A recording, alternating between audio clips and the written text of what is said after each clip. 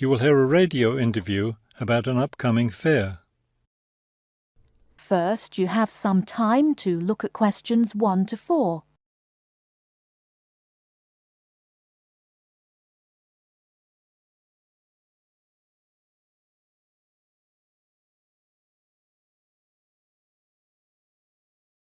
Now we shall begin.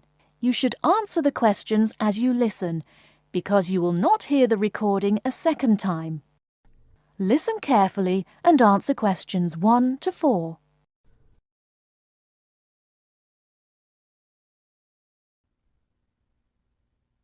Good afternoon and welcome to City Hour, the radio show that brings you all the latest information about events in and around our city. Today we have with us Cynthia Smith, who is heading up this year's City Fair. Cynthia, would you start by giving us some of the basic information about the fair? Where will it take place this year? I'm glad you asked that question because I know most people will be expecting the fair to be at the fairgrounds as usual, but we've had to change the location this year due to some construction work. You know, they're building the new high school in that neighbourhood and they've been using the fairgrounds as a place to store construction materials. So we've moved the fair to City Park, which I think is a wonderful location. Yes, that will be a great place for the fair. I understand that the fair begins on Friday morning with a special opening event. Actually, it won't begin until that evening, but you're right about the special event. Traditionally, we've begun with a parade, but this year our opening event will be a special dance performance. And the most exciting part is that the mayor will be one of the dancers. The mayor is a woman of many talents. Cynthia, could you tell our listeners about the price of admission? What will it cost to attend the fair? We're trying to keep the price down as much as possible. A 3-day pass is just $25, or you can buy a Saturday or Sunday only pass for $15.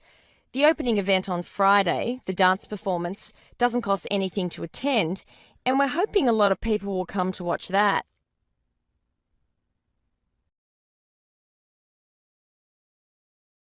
Before you hear the rest of the conversation, you have some time to look at questions 5 to 10.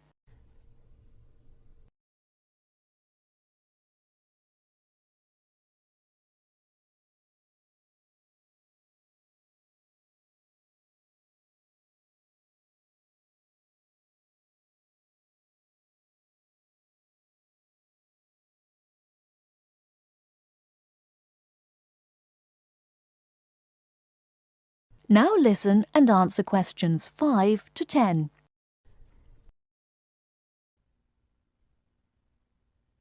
Could you tell us about some of the events planned for Saturday and Sunday, the main days of the fair? We have a lot of exciting things planned.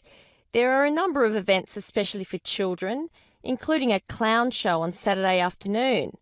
On Saturday evening, we've got an event that can be enjoyed by the whole family, a concert by the lake. I'm sure that will be a popular event. Is there anything special planned for Sunday? Yes, a really fun event, and we hope a lot of people will participate. There'll be a singing contest in the afternoon. It's open to everyone at no charge. It doesn't matter whether you're an experienced singer or not. If you've always dreamed of singing on stage, this is your chance. That sounds like a lot of fun. I think it will be. I'd also like your listeners to know that besides the special events I've mentioned, there will be things taking place all weekend. For example, at the food court, international food will be served. You'll be able to sample dishes from all around the world. There will also be special games for children at different locations around the fair. Will there be things people can buy, souvenirs, anything like that? We have a large area set aside where there will be crafts for sale. This will be an opportunity to buy many lovely handmade things and to get to know some of our local artists and craftspeople as well. It sounds like there will be a lot of fun for everyone at this year's fair. Thank you for sharing the information with us, Cynthia. Thank you for inviting me.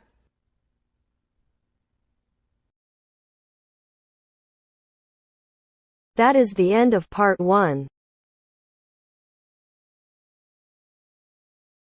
You now have half a minute to check your answers.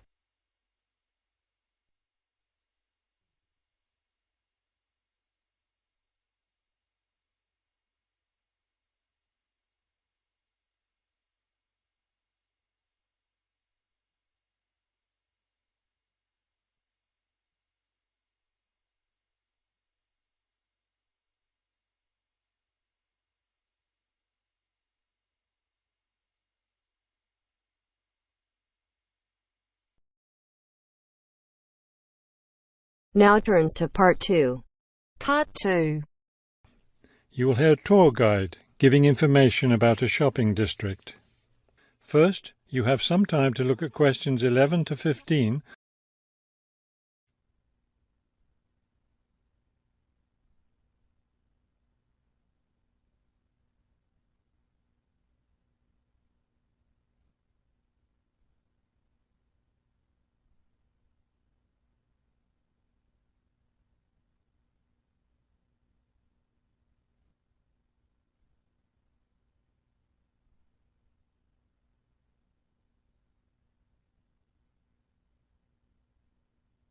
As you listen to the first part of the talk, answer questions 11 to 15. This afternoon, we'll visit the city's shopping district. Several blocks in the area are closed to car traffic, and I know you'll enjoy walking around there. I'd like to give you an overview of the district now, since you'll be on your own once we get there. You'll see on this map here that the shopping district consists of two streets, Pear Street, which runs north and south, and Cherry Street, which crosses Pear Street right here. Let's start our tour here on Pear Street, where the star is. This star marks the Harbor View bookstore. It's very popular among locals as well as tourists. You can buy a range of books of local interest, as well as a variety of magazines and newspapers. It's directly across the street from the city library, which is also worth a visit. It's in one of the oldest buildings in the city and contains, among other things, an interesting collection of rare books. Now, moving up Pear from the bookstore toward Cherry, the next building on the left is the Pear Cafe. You'll notice it's right on the corner of Pear and Cherry Streets. It's a great place to relax while enjoying a delicious cup of coffee or tea. You can talk with friends or read quietly. They have a variety of books and magazines available. From the windows of the cafe, you can look right across Cherry Street for a lovely view of city gardens. It's a rather small garden, but it contains a variety of exotic plants and flowers. Let's leave the cafe and cross Pear Street. On the opposite corner, we're at Caldwell's clothing store, which you might also want to visit. They sell both men's and women's fashions from countries around the world. Continuing down Cherry Street, the next building on the right after Caldwell's is the souvenir shop. Stop in here to get maps and books about the local area, as well as t-shirts and postcards with pictures of the city. Now, we cross Cherry Street and we're at the Art Gallery, one building down from the corner. Here you can see, and of course purchase, many fine paintings and sculptures by local artists. Let's keep going down Cherry Street toward the harbor. On the left, right after the gallery, is Harbor Park.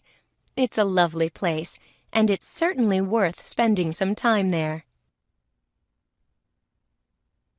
Before you hear the rest of the talk, you have some time to look at questions 16 to 20.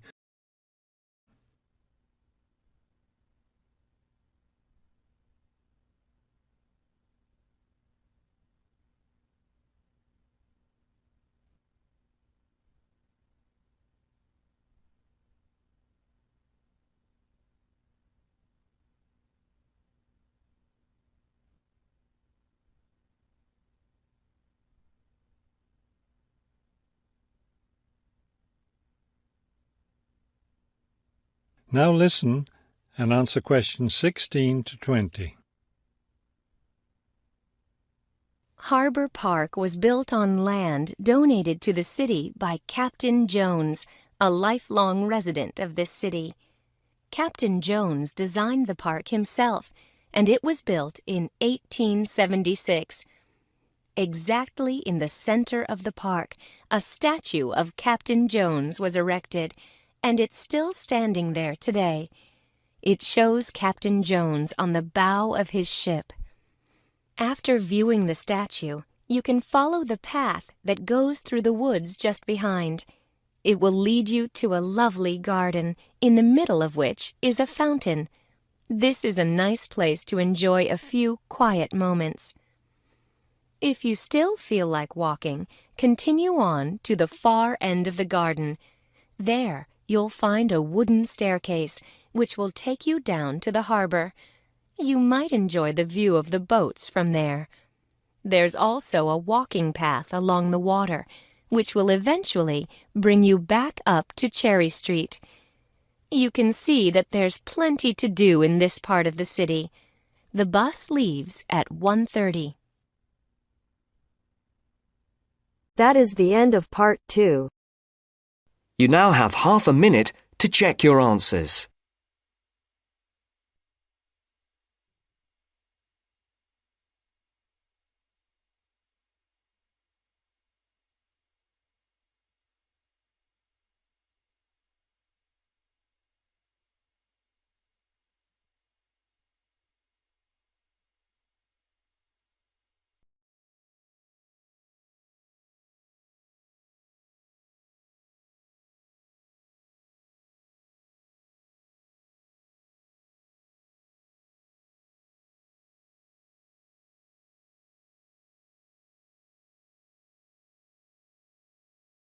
Now turns to part 3. Part 3. You'll hear a tutor and a student discussing transport.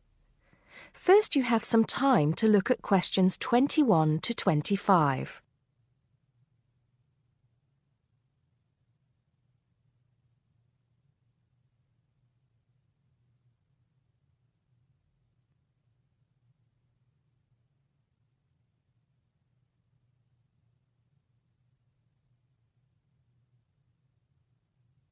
Now listen carefully and answer questions 21 to 25. Come in, John, come in. How's the paper going? Morning, Mr. Taylor. Pretty well, actually. Good, good. It's not all about bicycles, is it? I know you've got a thing about bicycles. Yes, but that's just... There are other ways to get around town, you know. Yes, I know, and I think I've researched pretty well all of them. Right then. So your paper's about urban transport in London, eh? Not just London, but that is going to be the focus. I've also looked at urban transport systems in cities around the world. Madrid, Beijing, Mexico City, Amsterdam, Paris, other countries too. You have been busy, haven't you? What's the purpose of your study? Well, two things really. I want to see if there are more efficient ways of organizing urban transport systems while cutting down on traffic congestion, and of course pollution, and to find ways of encouraging people to use public transport instead of their cars. Let's start with that then, with cars. I think you'll have a hard time thinking of ways to persuade people to swap their cars for a crowded bus or underground train. They're convenient, comfortable, faster, and sometimes they're a status symbol too.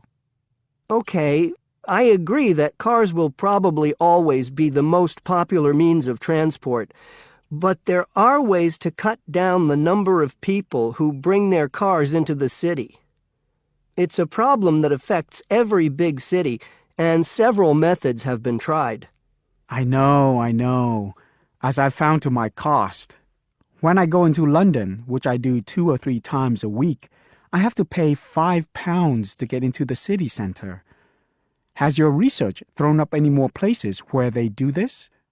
Oh, yes. Apart from London, there's Oslo, Stockholm, Singapore. Now, there, in Singapore, they've got it really organized.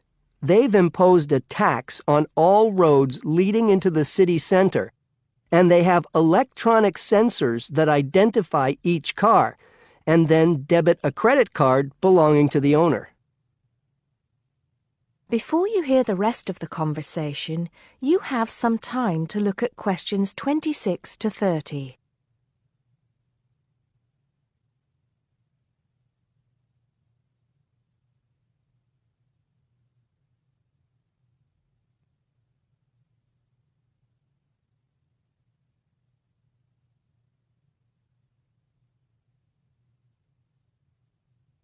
Now listen and answer questions 26 to 30. And other cities, instead of charging motorists to come into the city center, have tried other measures. Such as? Well, in Athens, cars are only allowed to go into the city center on alternate days, depending on their license plate number. In Bogota and some other Latin American cities, such as Quito and Sao Paulo, they've developed what is called a BRT system. A what? A BRT system, a bus rapid transit system. People leave their cars outside the city and take buses, which have special express lanes into and through the city. It's been so successful that they're trying it out in Mexico City, Beijing, Seoul, and Taipei. And other cities are pedestrianizing more and more areas of the city center. I see. How have these measures affected traffic congestion and pollution levels? In most cases, it has led to a reduction in the number of cars entering the city center. Certainly in Singapore, where it's now much easier to move around the city and the air is much cleaner than most other cities in that part of the world. London, too, I believe. I can give some facts and figures if you like. Please do. In the first year after the tax was introduced, the number of people using buses to get to the city center rose by 38%. Really? 38%? Incredible. Yes, and the number of cars entering central London dropped by about 18%. There's more. The number of people using bicycles and mopeds went up 17%. I knew we'd get to bicycles at some point. Well, yes. In the city, the bicycle has a lot going for it. You can avoid traffic jams, there are no parking problems, they don't pollute, they're cheap to run, and they don't cost very much. Oh, and here's another fact for you. You can fit 20 bicycles in the space needed to park one car. Well, I never. But I can't see it catching on. Besides, we seem to be getting off the point. Not at all. China, Japan, and Holland have all integrated bicycles into their urban transport systems. In Holland and Japan, they've got special parking areas for commuters who get to the station by bike. And Japan has even built multi-story parking facilities for bikes close to railway stations. Then look at America. In New York, delivery services use bicycles because they can deliver messages and small parcels far more quickly and at much lower cost than cars or vans. Even the police use bicycles. In fact, in about 80% of the towns in America where the population is around 500,000, the police regularly patrol on bicycles. And they have proved to be effective because they can reach the scene of an accident or crime faster and more quietly than officers in patrol cars, making a lot more arrests per officer. Well, you do know your bicycles, don't you? But I do need to hear more about the public transport system and what's to be done about that. And I'd like you to look a bit more into the economics of it, how much it will cost to improve the situation, and so on. Okay? Right. See you next Tuesday. Yes, next Tuesday. Bye, Mr. Taylor.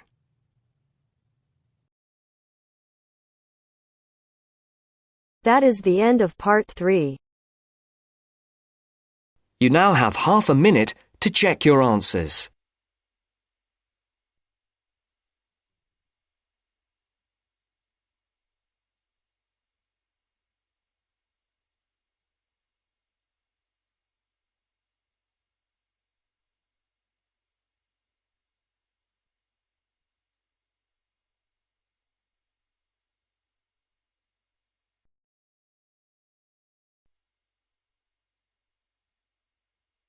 Now turns to Part 4. Part 4. You're going to hear a lecture on some useful information for your travelling around Britain. Listen to the first part of the lecture and complete the notes below. First, you have some time to look at questions 31 to 40.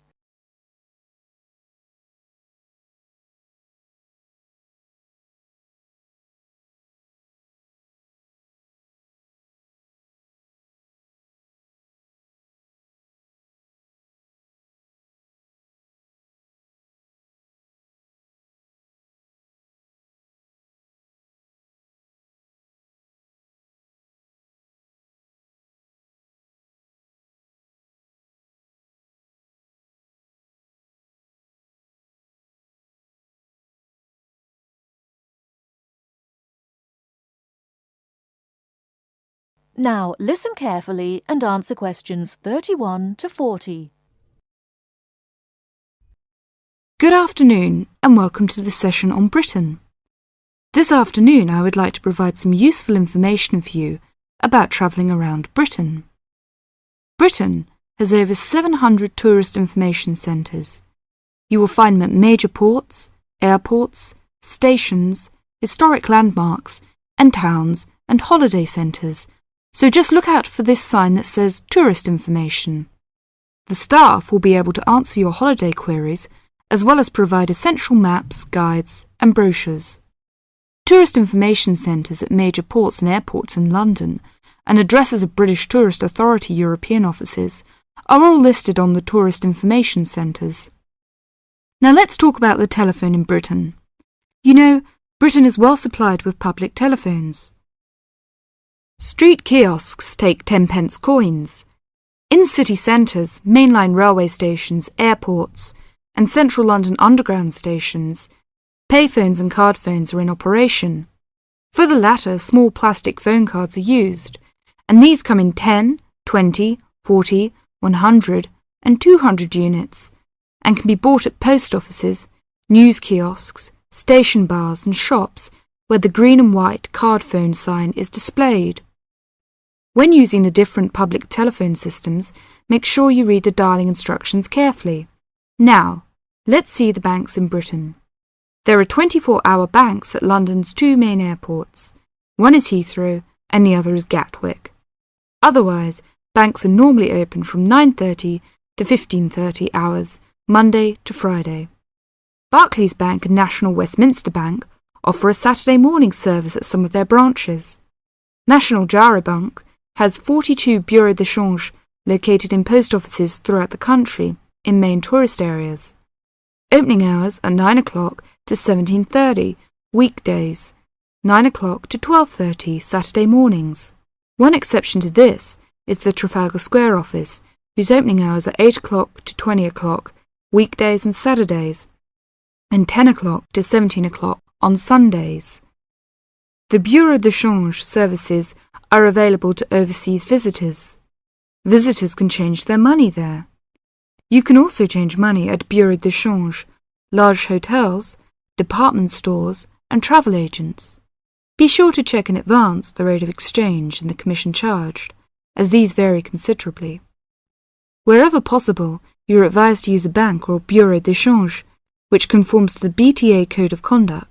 In most cases, this is indicated by display of the code. That is the end of Part 4. You now have half a minute to check your answers.